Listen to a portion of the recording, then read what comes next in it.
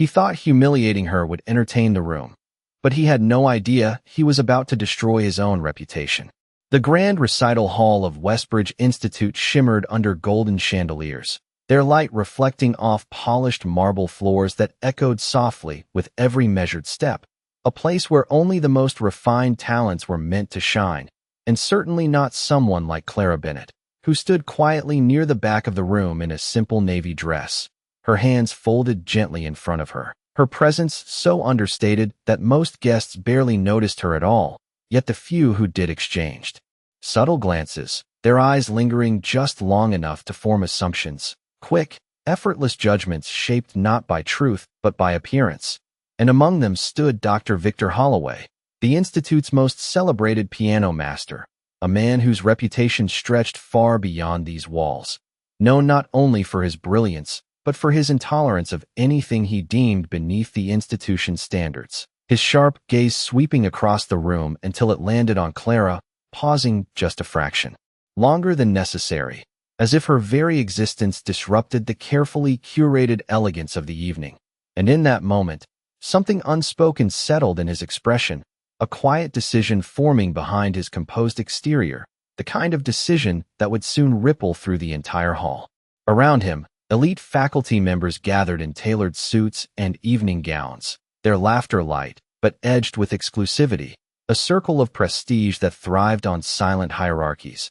And as Clara remained still, observing the stage where a Steinway grand piano waited beneath a spotlight, untouched and almost reverent, she seemed completely detached from the social currents swirling around her, her eyes calm, distant even, as though she were listening to something far deeper than the murmurs of the crowd, something internal, something remembered. "Who is she?"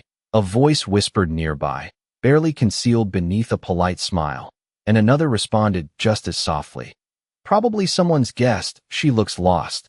The words floating through the air like harmless observations, yet carrying the weight of dismissal that often goes unquestioned in rooms like this. And not far away, Clara's husband Nathan Cole stood engaged in conversation with donors, his tailored suit marking him as someone who belonged. Yet even he seemed unaware of the subtle shift unfolding across the hall, unaware that his quiet companion had already become the center of an unspoken narrative that was about to take shape. Dr. Holloway adjusted his cufflinks with deliberate precision before stepping forward, his voice cutting cleanly through the room as he addressed the gathering with practiced authority, welcoming them to an evening dedicated to excellence, discipline, and the pursuit of perfection. His words polished, controlled, yet beneath them lingered a faint edge, something sharper, something anticipatory, and as his speech carried on, his gaze returned once more to Clara, who remained unmoved, her posture relaxed, her expression unreadable, and in that stillness, something about her seemed to challenge him, not openly, not intentionally, but in a way that unsettled the unspoken rules he had built his reputation upon. Because in a world defined by recognition and prestige, she offered neither, and that absence, that quiet refusal to perform, felt almost like defiance. The room settled into a gentle hush as anticipation built for the evening's performances, the audience eager to witness displays of technical mastery that would reaffirm the Institute's status. Yet none of them realized that the true performance of the night had not yet begun, that the moment that would leave them speechless was not written into the program. And as Clara took a small step closer to the edge of the crowd, her eyes briefly lifting toward the piano under the spotlight, a faint, almost imperceptible smile touched her lips before disappearing just as quickly, as if she already knew something the rest of the room did not. And in that quiet, fleeting moment, the course of the entire evening shifted, though no one noticed. Not yet. Because sometimes the most powerful stories don't announce themselves, they wait patiently in silence, until the exact moment the world is least prepared for them. The applause that followed Dr. Victor Holloway's opening remarks was polite, measured, the kind that echoed more out of expectation than genuine enthusiasm, and as the sound faded into the high ceilings of the recital hall, the evening began to unfold exactly as planned, each performer stepping onto the stage with rehearsed precision, each piece executed with technical discipline that earned nods of approval from faculty members who valued perfection above all else. Yet beneath that polished surface, There lingered a subtle tension, something unspoken that seemed to revolve quietly around Clara Bennett, who remained near the back of the room, her presence still understated but no longer entirely invisible, because now, a few more eyes lingered on her, not out of curiosity, but out of a quiet, growing awareness that she did not quite fit into the carefully constructed image of the event. Nathan Cole glanced toward her briefly from across the room, offering a small, reassuring smile before returning to his conversation, unaware that the atmosphere around her had begun to shift, unaware that attention, once dismissive, was now slowly sharpening into something more deliberate. And at the center of it all, Dr. Holloway watched, his fingers resting lightly against the polished surface of a nearby table, his expression composed yet calculating, as though he were waiting for the precise moment to act. It came sooner than anyone expected. As the final notes of a student's performance faded into silence, Holloway stepped forward once again, his voice smooth, controlled, yet carrying an unmistakable edge that cut through the room with quiet authority. "This evening," he began, his gaze sweeping across the audience before settling, unmistakably, on Clara, "is not only about performance, but about understanding the depth of true musical ability." And there was a subtle pause, just long enough to draw attention, just long enough for anticipation to take hold. Sometimes, the most unexpected individuals offer us the most interesting perspectives.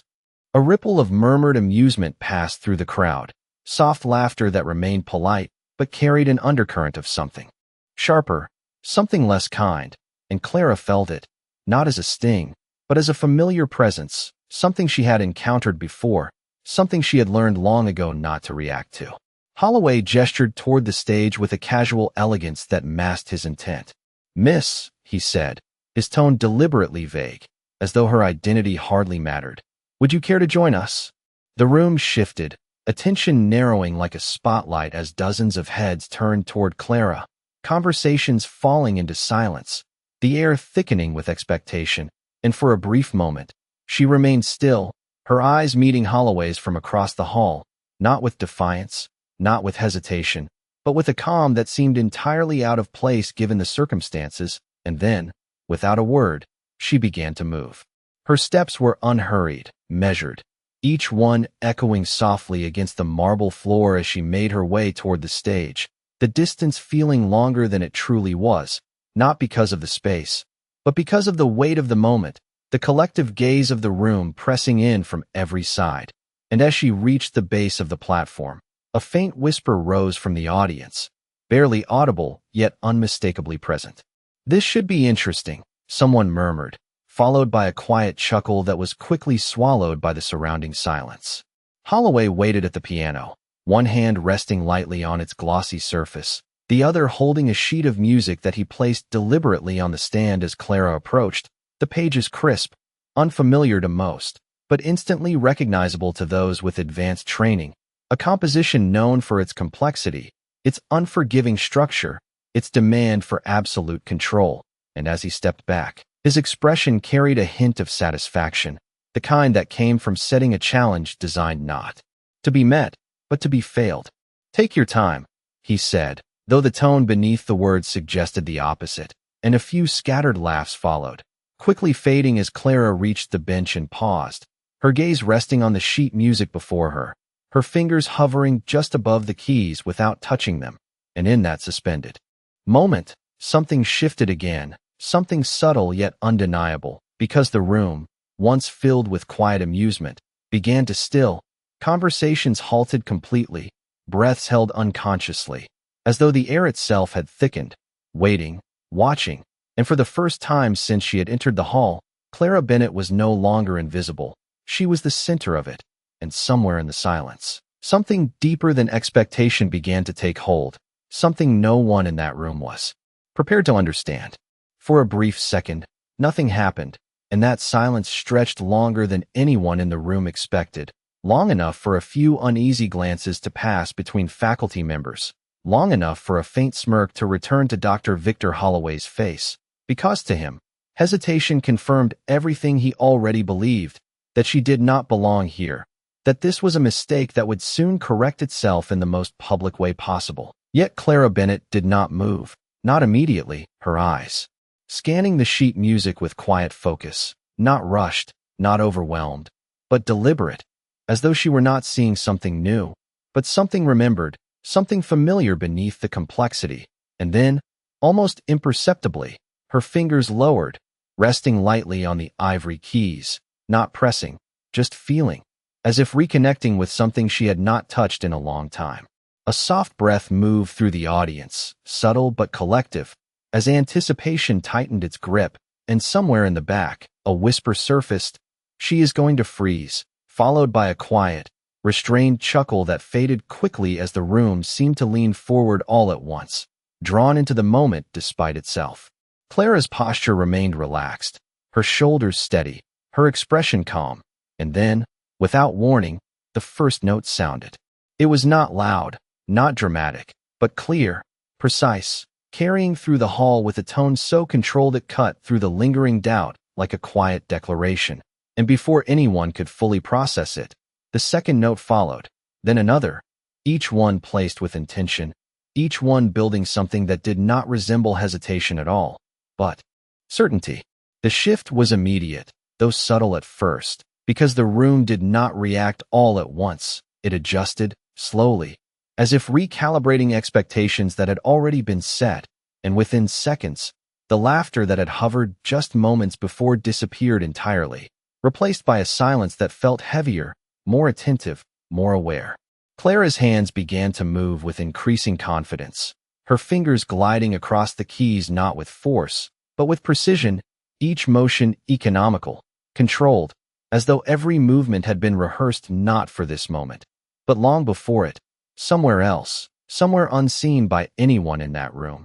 And as the tempo increased, the complexity of the piece revealed itself, layers unfolding one after another, demanding not only technical mastery, but emotional depth, something far beyond what had been expected from her, something that could not be faked or stumbled through. Dr. Holloway's expression shifted almost imperceptibly, the faint smile tightening at the edges as he leaned forward slightly, his eyes narrowing not in dismissal, but in focus, because now he was listening, truly listening, and what he heard did not align with the narrative he had constructed.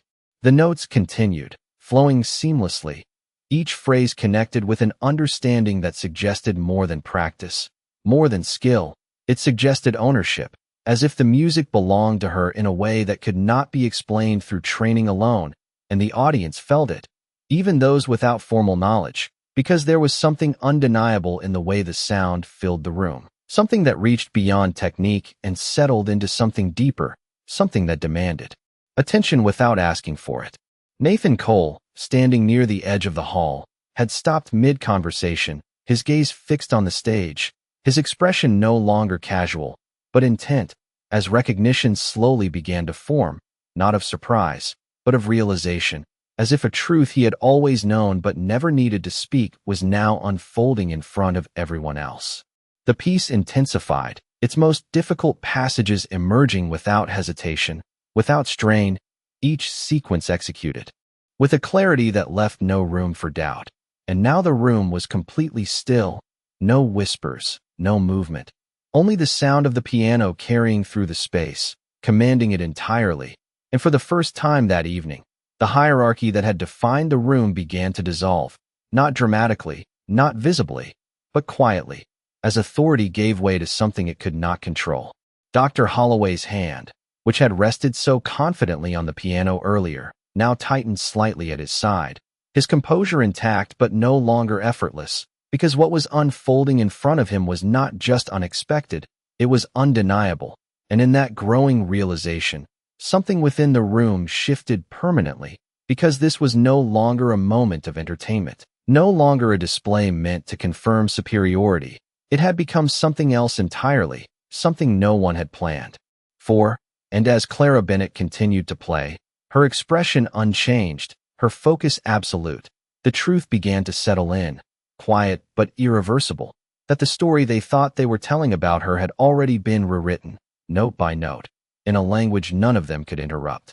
The music did not simply continue, it evolved, expanding into something far greater than a performance, each phrase unfolding with a confidence that erased any lingering doubt about hesitation. and as Clara Bennett's hands moved across the keys with unwavering precision, the complexity of the piece no longer felt like a challenge being attempted.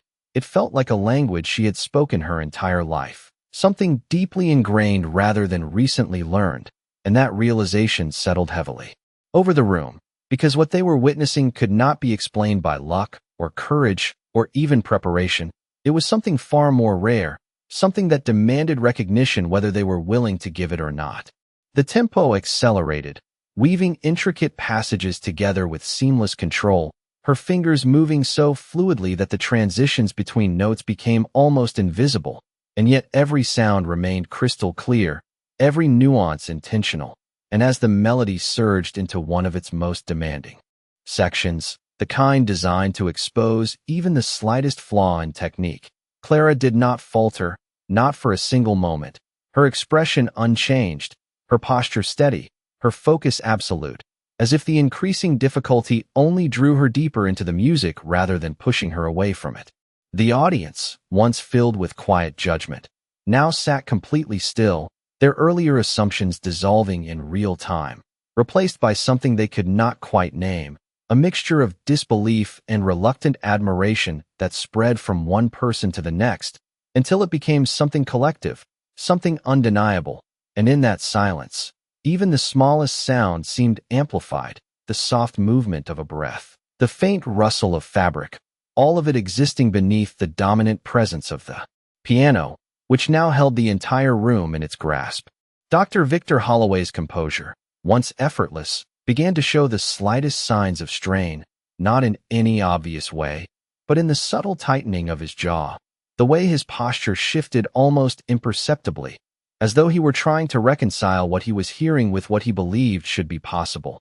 And for a man who had built his identity on certainty, that moment of uncertainty was unfamiliar, unwelcome, and impossible to ignore. His eyes remained fixed on Clara, searching, analyzing, as though he might uncover some hidden flaw, some inconsistency that would restore the balance he had expected, but none appeared, because there was no hesitation to exploit, no misstep to magnify. Only a continuous stream of mastery that refused to align with his expectations. Near the front row, Professor Isabel Monroe leaned forward slightly, her earlier skepticism replaced by something closer to recognition, her trained ear catching subtleties that others might miss, the delicate phrasing, the control of dynamics, the emotional restraint that spoke of experience far beyond casual familiarity. And as she listened, her expression shifted from curiosity to quiet astonishment, because this was not merely skill, this was artistry, the kind that could not be manufactured or taught within the walls of any institution. The music reached its peak, a cascading sequence of notes that demanded absolute precision at a speed that left no room for recovery. And in that moment, the tension in the room became almost tangible, not because they expected her to fail, but because they now understood what success required. And yet Clara moved through it effortlessly, her hands executing each passage with clarity and control that transformed what should have been overwhelming into something almost serene. And when the final notes approached, the energy in the room shifted once again, anticipation building not out of doubt, but out of something closer to reverence. And then, with a final, perfectly measured chord, the music ended. The sound did not fade immediately. It lingered, echoing softly through the hall, filling the space with a resonance that seemed to suspend time itself. And for a moment, no one moved, no one spoke. The entire room held in a silence so complete it felt intentional, as though breaking it too soon would somehow diminish what they had just witnessed. And in that stillness, Clara remained exactly as she had been throughout, composed, unshaken, her hands resting lightly in her lap, her gaze steady, not searching for approval, not acknowledging the audience, simply existing in the quiet aftermath of something that had already spoken for itself. Dr. Holloway stood motionless, the weight of the moment settling around him in a way he could not deflect or control, because the narrative he had created had collapsed entirely, replaced by something far more powerful, something that required no explanation, only acceptance. And as the room remained silent, that truth became unavoidable, not announced, not declared, but felt by every person present. Because in the absence of words, The meaning of what had just occurred became unmistakably clear. For several long seconds, no one moved, no one spoke, and the silence that filled the hall was no longer awkward or uncertain.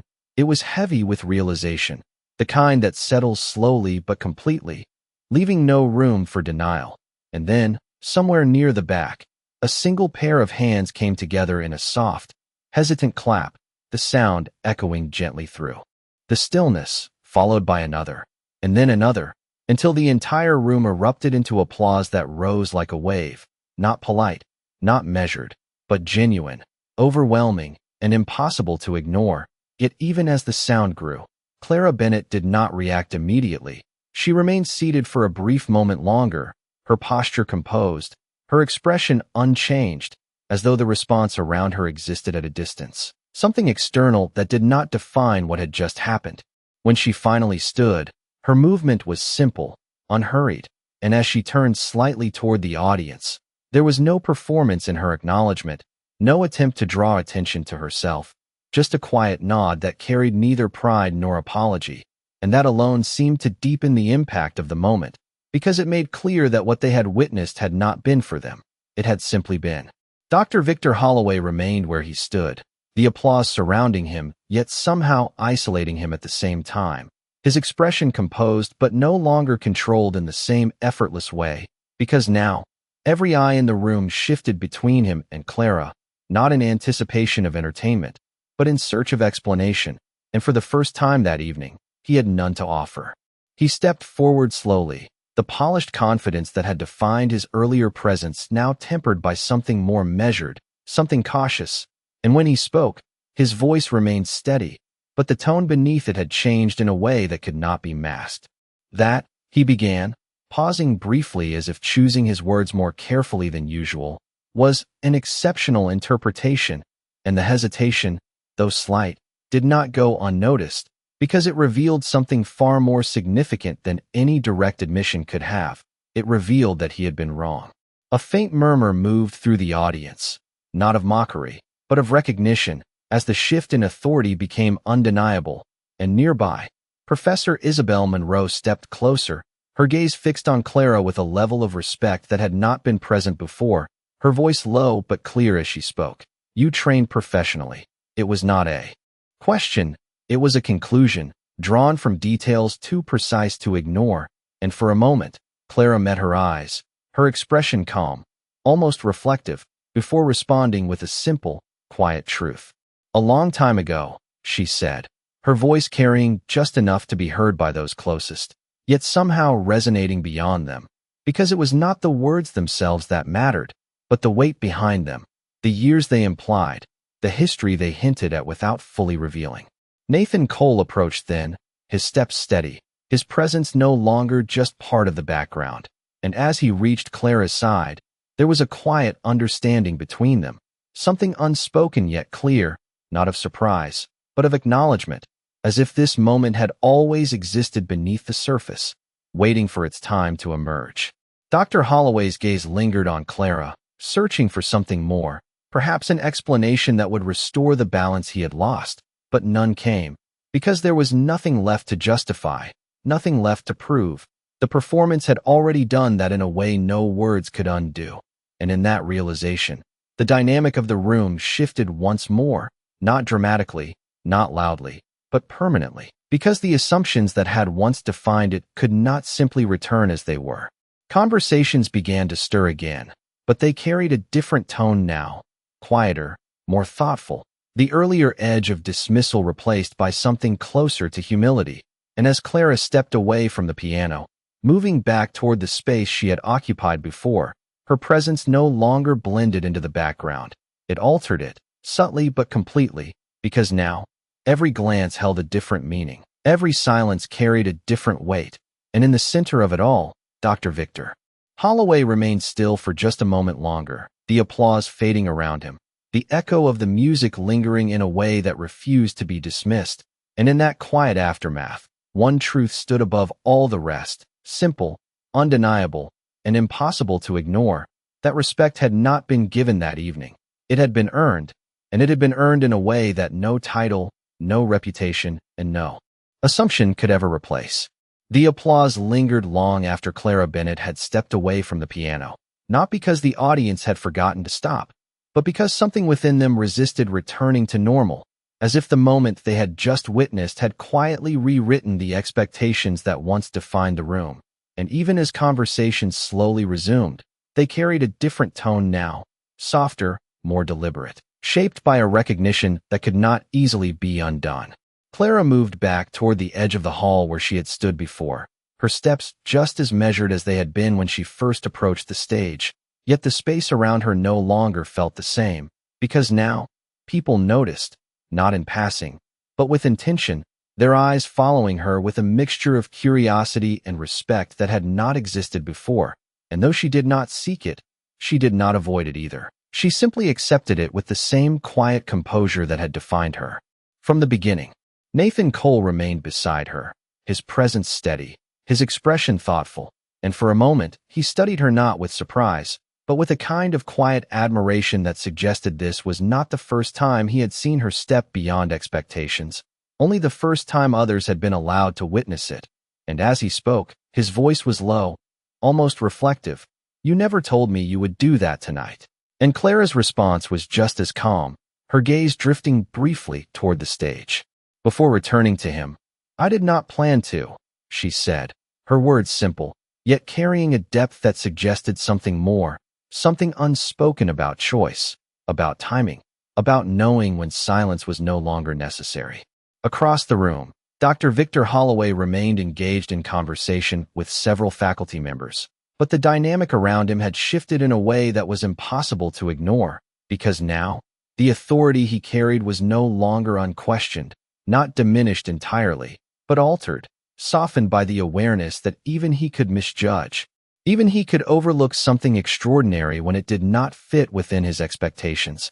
And though his posture remained upright, his gestures controlled, there was a subtle restraint in the way he spoke, a carefulness that had not been there before, as though he were recalibrating not only his perception of Clara, but of the standards he had once considered absolute. Professor Isabel Monroe approached Clara once more, her earlier curiosity now fully transformed into respect, her tone sincere as she spoke. "You left the circuit years ago, did you not?" And Clara met her gaze with a quiet nod, offering no elaboration, because none was needed. The implication was already understood, and Isabel's expression softened slightly, as if she recognized not only the talent that had been displayed, but the decision behind it, the choice to step away from recognition, from expectation, from the constant demand to prove something that Clara no longer needed to prove. Nearby, a small group of students whispered among themselves, their earlier assumptions replaced by questions, by a desire to understand how someone so unassuming could possess such mastery.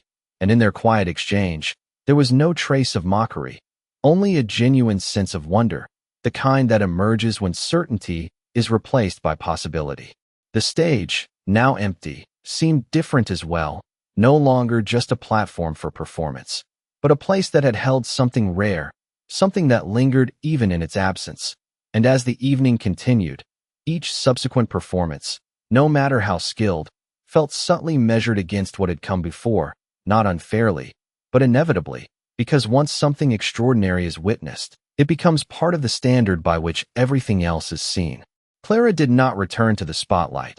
She did not seek further attention, and yet her presence remained central to the room in a way that required no effort, because what she had revealed could not be undone or ignored. It simply existed, quietly reshaping the perception of everyone who had been there to see it. And as the final moments of the evening approached, a sense of reflection settled over the gathering, not loud or dramatic, but steady, like the echo of a melody that continues long after the last note has been played. And in that quiet, the lesson of the night became clear without needing to be spoken. That true mastery does not announce itself. It waits, it observes, and when the moment arrives, it speaks in a way that leaves no room for doubt and no need for explanation. The evening should have ended there, quietly settling into polite conversations and measured conclusions, but something in the air refused to return to its previous state, as though the room itself was holding onto the shift that had taken place, unwilling to let it dissolve into routine. and as the final guests lingered beneath the soft glow of the chandeliers, a subtle but undeniable change continued to unfold, not in grand gestures, but in the way people looked at one another, in the way assumptions were now questioned rather than accepted. Clara Bennett stood near the tall windows that overlooked the city lights, her reflection faint against the glass, the distant skyline stretching out in a quiet contrast to the intensity of the evening. And for a moment, she seemed entirely removed from the attention that still surrounded her.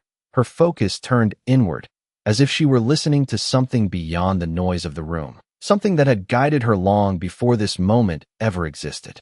Nathan Cole joined her, his presence steady as always, and though he did not speak immediately, there was a shared understanding between them, a recognition that did not need to be explained, because what had happened had not changed who she was, it had only revealed it to others, and after a brief silence, he said softly, "You knew they would underestimate you." And Clara's response was just as quiet, her gaze still resting on the city beyond the glass. "They needed to," she replied, her words simple, yet carrying a clarity that suggested something deeper, something about timing, about letting people see only what they were ready to understand. Across the hall, Dr. Victor Holloway stood alone for the first time that evening, the crowd around him having dispersed into smaller conversations, leaving him momentarily removed from the authority he had carried so confidently before. And as he watched Clara from a distance, there was no longer any trace of dismissal in his expression, only contemplation, the kind that comes when certainty is replaced by something more complex, something that cannot be resolved with a single conclusion. He approached slowly, his steps measured, not with hesitation, but with intention, and when he reached her, the usual formality of his presence remained, yet the tone beneath it had shifted entirely. "Miss Bennett," he began, his voice calm, but no longer edged with superiority, "I believe I misjudged you." And the words, though straightforward, carried a weight that was rare for a man of his stature, because they acknowledged something beyond error, they acknowledged a perspective that had been incomplete. Clara turned slightly to face him, her expression unchanged, her composure steady, and for a brief moment, she said nothing, allowing the silence to settle between them, not as discomfort, but as space for the truth of his words to exist without interruption. And then she replied, not with challenge, not with correction, but with a quiet understanding. "You saw what you expected to see," she said, her tone neither critical nor forgiving, simply factual, and in that response, there was no attempt to diminish him, only to clarify the nature of what had occurred. Holloway nodded slightly, absorbing her words, and for a moment, the roles that had defined the evening seemed to dissolve entirely, leaving only two individuals standing in a shared recognition of something larger than either of them, something about perception, about assumption, about the quiet limitations people place on others without realizing it. Nearby, Professor Isabel Monroe observed the exchange, her expression thoughtful, as though she understood that this moment, more than the performance itself, marked the true turning point of the evening, because it represented not just a revelation of talent, but a shift in understanding, one that would not easily fade. The remaining guests began to depart, their conversations carrying fragments of what they had witnessed, stories already forming, interpretations already spreading, and as the hall slowly emptied, the echo of the piano seemed to linger in a way that could not be dismissed, not because of its sound, but because of what it had revealed. And as Clara and Nathan prepared to leave, their presence no longer unnoticed, no longer underestimated, the space they moved through felt different, not because they had changed it intentionally, but because truth, once revealed, has a way of reshaping everything around it, quietly, permanently, and without the need for explanation. By the time the last guest stepped out into the cool night air, the grand recital hall had fallen into a quiet unlike any it had known before, not empty in the usual sense, but reflective, as though the walls themselves held onto what had taken place, unwilling to release it too quickly. And as the staff moved softly through the space, collecting programs and dimming the chandeliers one by one, the echo of Clara Bennett's performance seemed to linger in every corner, not as sound, but as presence, something that had altered the atmosphere in a way that could not be reversed. Outside, the city stretched wide under a calm sky, the glow of streetlights casting long reflections across polished sidewalks, and Clara stepped out beside Nathan Cole, her pace unhurried, her posture unchanged, yet the world beyond the institute felt subtly different, not because it had changed, but because something within her had been allowed to surface again, something long held in quiet reserve. Nathan glanced at her as they reached the curb, his expression thoughtful, as though weighing words that did not come easily, and after a moment, he said, "They will talk about tonight for a long time," his tone not proud, not surprised, but certain, and Clara's response came just as calmly, her eyes tracing the distant lights across the skyline. "They will talk about what they saw," she said, her voice steady, "not what they understand." And in that distinction, there was no dismissal, only clarity, because she knew that what had happened was not meant to be explained, only experienced. Back inside the hall, Dr. Victor Holloway remained near the stage, long after most had gone, his gaze fixed on the piano as though it held answers he had yet to uncover. His reflection faint in the glossy surface of the instrument, and for a man who had spent years defining excellence, the realization that it could exist beyond his expectations was not unsettling in the way one might assume, but grounding, a quiet reminder that mastery is not owned, it is encountered, often when least expected. Professor Isabel Monroe approached him once more, her presence measured, her tone thoughtful as she spoke. "You felt it too," she said, not as a question, but as an observation, and Holloway did not respond immediately, his silence stretching just long enough to confirm what words might have complicated. Before he finally nodded, his voice quieter than it had been all evening. "Yes," he admitted, and that single word carried more weight than any elaborate explanation could have, because it acknowledged something deeper than skill, something that could not be taught or replicated, something that existed beyond structure and recognition. Isabel's gaze shifted briefly toward the empty entrance where Clara had exited, and she added softly, "She did not come here to prove anything." And Holloway exhaled slowly, his posture easing in a way that suggested acceptance rather than defeat. "No," he replied. "She came because she did not need to." And in that understanding, the tension that had defined the evening finally dissolved, replaced by something quieter, something more enduring. The lights dimmed further, casting the hall into a softer glow, and as the final door closed, the space settled into stillness once again, yet it was not the same stillness that had existed before. It carried memory now, a quiet imprint of something that had reshaped it from within. Out on the street, Clara and Nathan continued walking, their silhouettes blending into the rhythm of the city, unnoticed by those who passed by. Just another couple moving through the night. And yet, for those who had been inside that hall, her presence would not fade so easily, because what she had revealed could not be unseen. And as the city carried on, unaware of the shift that had taken place within those walls, one truth remained, steady and undeniable, that greatness does not demand recognition. It exists with or without it, and when it chooses to appear, even briefly, it leaves behind something that no amount of expectation can contain, something that lingers quietly, reshaping the way people see, long after the moment itself has passed.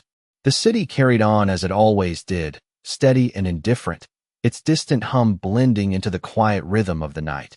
And as Clara Bennett and Nathan Cole walked beneath the soft glow of streetlights, their footsteps measured and unhurried, there was no outward sign that anything extraordinary had taken place, no recognition from those who passed them, no indication that within the walls they had just left behind, something subtle yet profound had shifted, something that would continue to echo long after the evening itself had faded.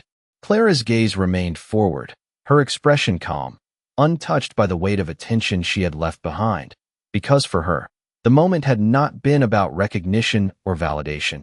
It had simply been an extension of something she had carried quietly for years, something that did not require an audience to exist. And as the cool air moved gently around them, there was a sense of closure in the silence, not dramatic, not final, but complete in a way that needed no further explanation. Nathan glanced at her once more, his voice soft as he spoke. "You could have told them who you were." And Clara allowed a faint, almost imperceptible smile to touch her lips before it faded just as quickly, her response steady and certain.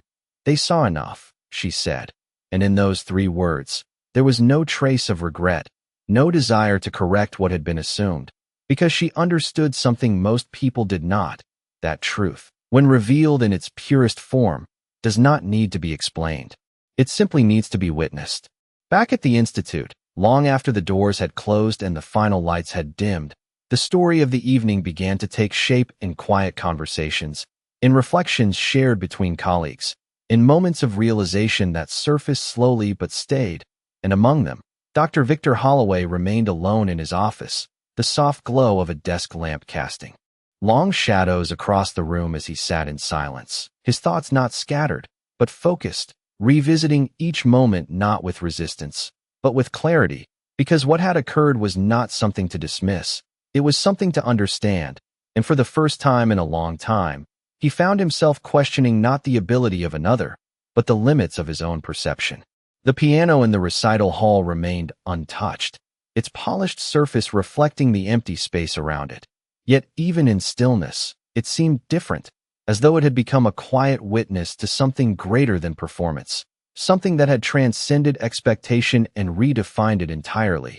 And those who returned to that space in the days that followed would feel it, not as something they could describe, but as something they could not ignore. Clara never returned to the spotlight. She did not seek invitations, she did not offer explanations, and yet her presence remained, not physically, but in the way people thought, in the way they looked more closely before forming conclusions, in the way silence began to carry a different meaning, because once a single moment challenges certainty, it leaves behind a question that cannot easily be dismissed. And so the story did not end in applause or recognition. It ended in something quieter, something more lasting, in the understanding that the world does not always reveal its depth in obvious ways, that the most extraordinary truths often exist beneath the surface, waiting not for permission, but for the right moment to be seen. And on that night, in a room defined by expectation, one quiet woman had reminded everyone present of something they had long forgotten, that true mastery does not seek attention, it commands it without effort, and when it finally reveals itself, even briefly, it leaves behind a silence that speaks louder than any applause ever could. And in that silence, the world, for just a moment, remembers what dignity truly looks like.